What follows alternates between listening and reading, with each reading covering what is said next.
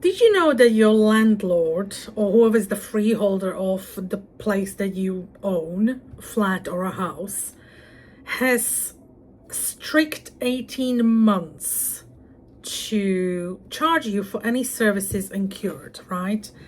And that is a section 20B of the Landlord and Tenant Act 1985. However, there are still loopholes, so let's get into it. Hi everyone, my name is Ollie. I am a first-time buyer in London and I have a 2-bedroom, 2-bathroom shared ownership flat in Northwest London, and I don't know whether I said it, but it's 25%. And despite the 25% ownership, I still pay, 100% of the service charges. Today we're gonna go and do a deep dive into section 20B, which is also known as the 18-month rule. So let's get into it, right? Okay, section 20B of the Landlord and Tenant Act 1985 is brutally simple. And it simply just says, if your landlord incurs a cost, they have 18 months exactly, so 1 year, 6 months, to demand that money from you. And if they do not, you are not liable. The bill dies, end of story, and you pay nothing. Zero. Costs are incurred the moment the landlord receives an invoice or becomes legally liable to pay it. So if you do an example of somebody does a job, let's say changing a light bulb, on the 31st of December 2024, they have the whole of 2025 and the first 6 months of 2026 to charge you for it. If they send you an invoice on the 1st of August 26, done, dead, they cannot bill you for it. And by the way, I keep forgetting to say this, landlords cannot make profits, right? Whatever the cost is incurred has to be passed like for like. If they spend £100 on something, they can't suddenly invoice you for 200. That's illegal, and we will cover that sometimes later. I'm sure there's like so many things to cover. But anyway, back to section 20B. So first thing to talk about is it's not about when the service happens, right? It's about when the cost happens. So if the service is performed on the 31st of December, but the cleaner invoices on the 15th of January, the clock of the 18-month clock starts ticking on the 15th of January, not when the service happens. So that is very, very important. Okay, so second really important thing to think about is the myth of one reconciliation.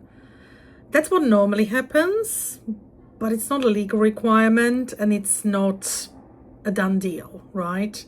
So if your landlord is a massive organization like most are, they will likely do one-off annual reconciliation, send you the bill, you have to pay them back, you go back and forth on section 22, take them to tribunal, whatever. That doesn't matter. The truth is, the law doesn't care how many bills they send you as long as it's within that 18-month period, right? So they can send you 1 bill or they can send you 5 bills. It doesn't matter. So if they decide on a random rainy Tuesday that they suddenly found an invoice for £20,000 and it's coming up to the 18-month rule end period, they have absolute right, even though they have done the reconciliation already, to go and charge you for it.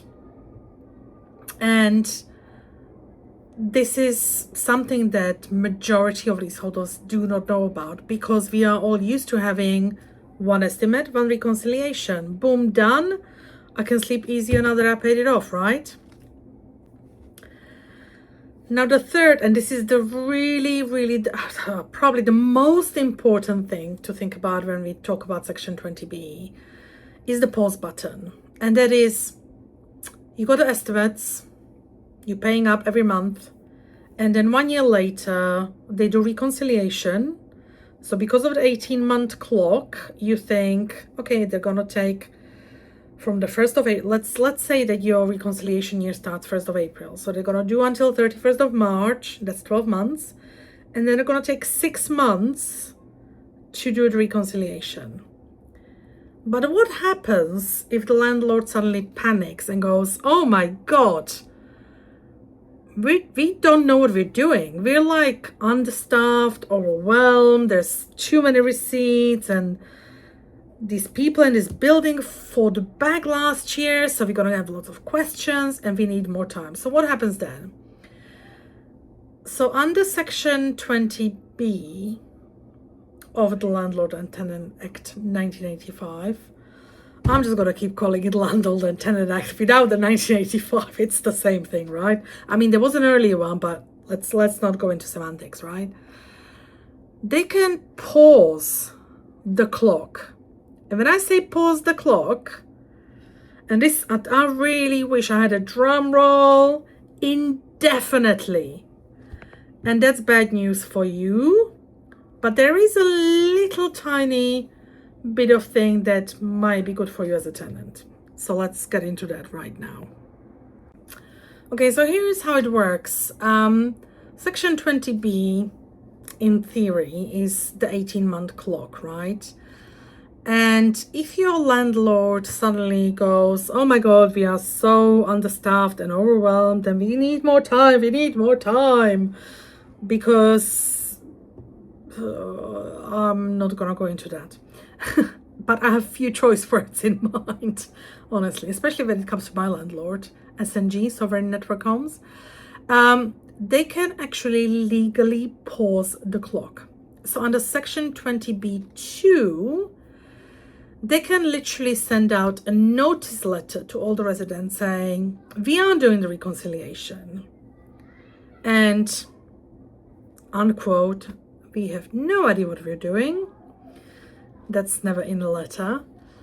But we think we spend more money and we need more time.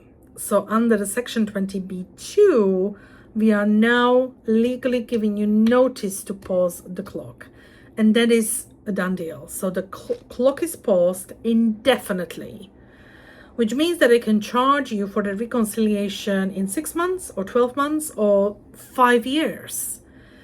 There is literally no legal threshold on that, and no law that says that you can't do 5 reconciliations in one go and demand £20,000 from your leaseholders in one go. It's ridiculous. But there is one silver lining. When your landlord does issue the 20B2 notice letter to you saying, oops, we've overspent again, 3rd year in a row by £100,000. I mean, this is me reading behind the lines, between the lines, sorry, not behind the lines. And it's just like, oh, again, first time buyer frustrations. That should be a hashtag, first time buyer frustrations. Your landlord legally has to give you the cost, right? So when they give you a cost, they say, we overspend the money and we need more time to reconcile. And we think we overspent by £100,000. That is your golden parachute. That is your legal limit. So let's say that your original, just for the sake of rounding up, let's say that your original estimate was £100,000 a year. And you get a landlord's letter saying, oops, we did it again. And we've overspent by another 100,000. That's total of 200K. When they actually do the reconciliation and send you the demands letters, they cannot add another 50K on top. They are legally bound by that threshold of 100K original, 100K in a letter. That's the maximum. So the maximum they can charge you is your estimate plus whatever they said in the letter under the section 20B2. If they charge you a penny more, that's void and you do not have to pay it. And if they try it on with you, take them to tribunal. So what are our takeaways from this session? Number one is your landlord has 18 months, very strict 18 months to demand money from you from the time they incurred the cost. Not when it happened, but from when it incurred the cost. So invoice date as an example. Number 2, if they're overwhelmed and cannot do the jobs properly, they can pause the clock using section 20b2 notice letter. But as part of that letter, they have to state what they think they overspent by.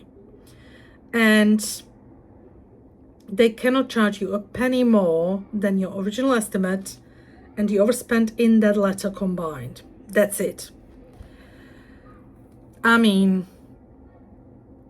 the other takeaway, I suppose, is that no matter what, if they overspend and you are still unhappy with whatever they sent you, even if it's under that threshold of estimate plus we overspent, you still have the right to question them under section 22 to demand to see the proof of all their spending. And we are talking about actual proof of expenditure, proper invoices and contracts, not some internal spreadsheets, not portfolio of invoices covering 96 properties in London. It has to be proper. You then can challenge them in tier 1 in complaints process. Normally goes complaints 1 and 2, and they always reject, and we will talk about the bugbear of mine, which is the complaints process. And then you go to an ombudsman, which takes forever, and tier 1 tribunal. So, we have some rights and we can challenge them back, but it takes determination and honestly, it's constant headbanging against. They think you're just gonna go away because it's so complicated and you give up. Let's not give up. Let's keep fighting this because the service charges are unregulated. I spoke to one lady today on TikTok who said her service charges are £660 per month. That is bonkers. And her cleaning bill, my building is 13 floors. Her building is 17. So that's 4 floors extra. And I'm questioning how dare you charge us 46,000? Hers is 130,000 per year. This is not sustainable. Anybody living in UK that is considering shared ownership or any leasehold ownership, you need to pay attention and wait it out because government reforms are hopefully coming. And for the rest of us that did it before, let's see what happens. Anyway, I digress. This video is too long. So next one, I don't know what it's going to be about. If you have any topics you want me to cover, please drop it in the comments. And also let me know what's your experiences. I really genuinely want to know. Thank you for watching. Again, I'm only in progress. I like to pull the smoke and mirror curtains on the property market in the UK, especially for first-time buyers. And I will definitely do a section or a video about immigrants with no backup, because that's me. So thank you for watching. Like, share, subscribe, and I'll see you next time. Thank you. Good night.